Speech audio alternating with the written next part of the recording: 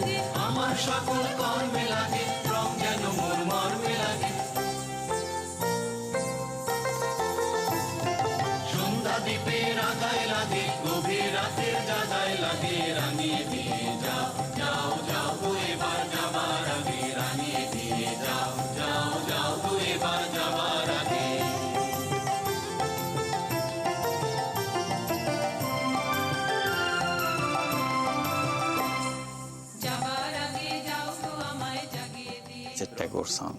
Nrityanchal is a Bangladeshi dance troupe that performed in Oslo when our guest, Mohammed Yunus, won the Nobel Peace Prize in 2006.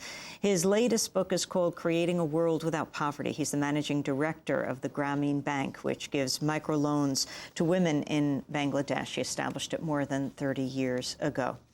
Well, while everyone praises the cause of helping poor women in Bangladesh, some critics say microcredit is being misconstrued as a way of ending poverty. After you received the Nobel Peace Prize last year, we spoke with Vandana Shiva, the world-renowned environmental leader, physicist, ecologist. I wanted to play just an excerpt of what she had to say and then get your response. This is Vandana Shiva. I'm very happy that the Grameen Bank and Yunus got the Nobel Peace Prize. I would only say, let us not think this is a solution to every situation that creates poverty. It's a solution in a particular context, but it cannot be the solution when land is being grabbed from the peasants and leaving them in poverty. For example, in this whole land grab under the special economic zones that's taking place in India right now, and foreign direct investment in real estate is part of the driving force for this.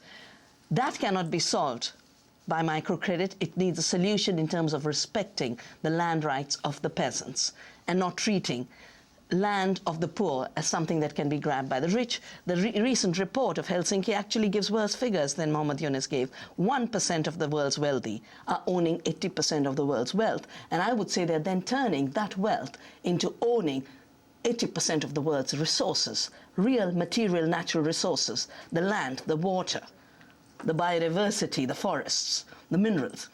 I think there's a second context in which microcredit could actually create a problem. And it's the kind of context in which we have been forced to work as credit for unaffordable seeds moves non-renewable seeds, genetically engineered seeds, hybrid seeds into rural areas in India. We are seeing a new kind of debt trap created. Farmer suicides, of which there have been 150,000 in the last decade of market opening, made possible because of credit, micro and macro.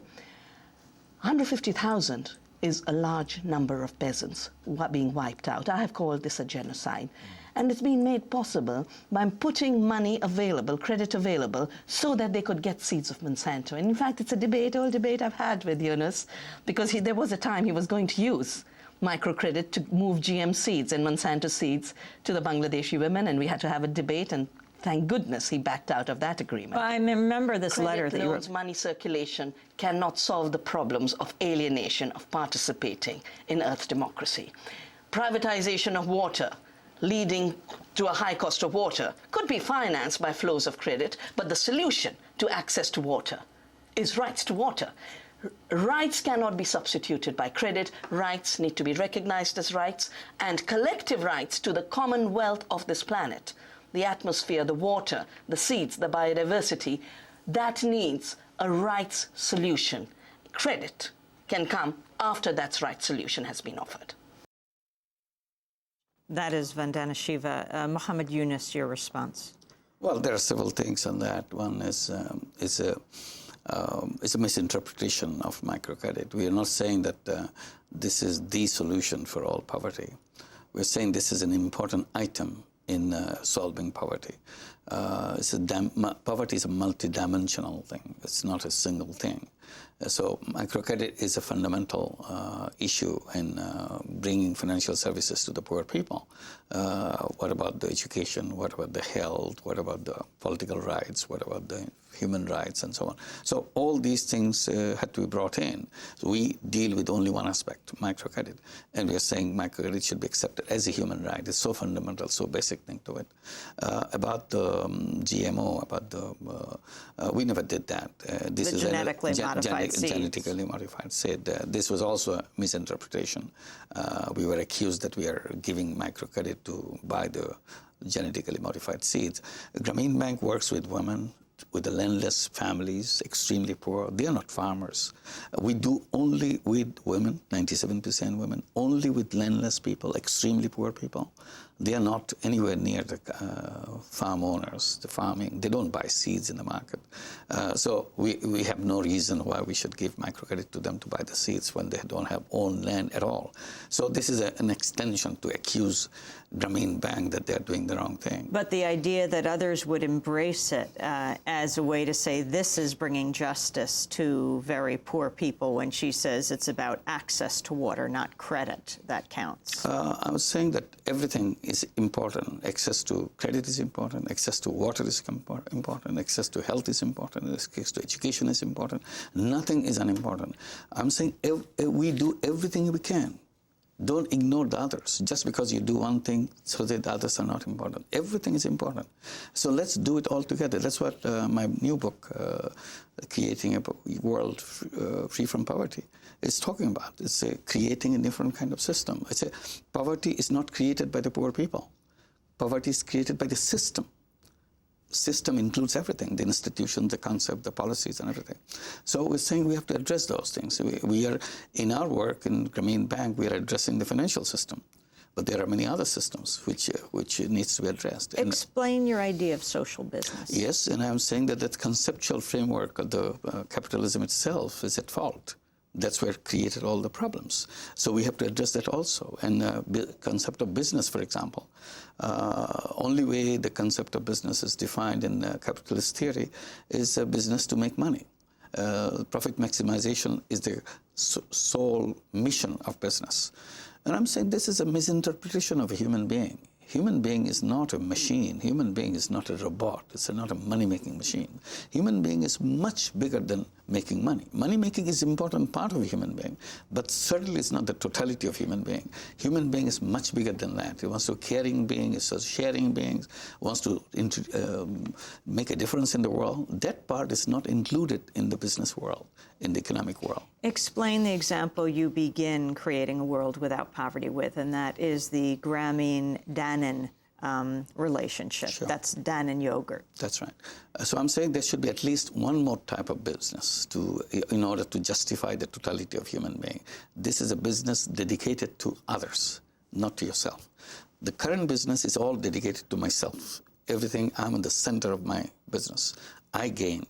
So I'm reversing that, creating another business, calling social business, that's dedicated to others completely and nothing for me. So it's kind of coming together. We can create those kind of businesses where it's a non-loss, non-dividend company with a social objective. We created several companies, one of them that you mentioned, Grameen Danone Company. Danone is a big yogurt company, big water company, and so on. But we created a small company in Bangladesh in collaboration with Grameen. This is designed as a social business. The company produces yogurt, but for a specific purpose, to bring nutrition to the malnourished children of Bangladesh. All the micronutrients which are missing in those millions of children in Bangladesh are put into this yogurt, the vitamin, iron, zinc, whatever is missing, into the yogurt. And it's a fortified yogurt. And make it very cheap so that the poorest children can afford it. And once they eat this as a snack, because it's a delicious snack, they eat, they love it, so gradually they will regain the health. The company promised that they will not take any dividend. Gameen will not take any dividend out of it, and Danone will not take any dividend out of it. Entire thing is dedicated to the social objective. So this becomes an example of social business. We can create healthcare programs. For example, in the United States, 47 million people don't have health insurance. We can create a social business to bring social health insurance to those people, because profit maximizing companies don't want to get there because they have better alternative to make money rather than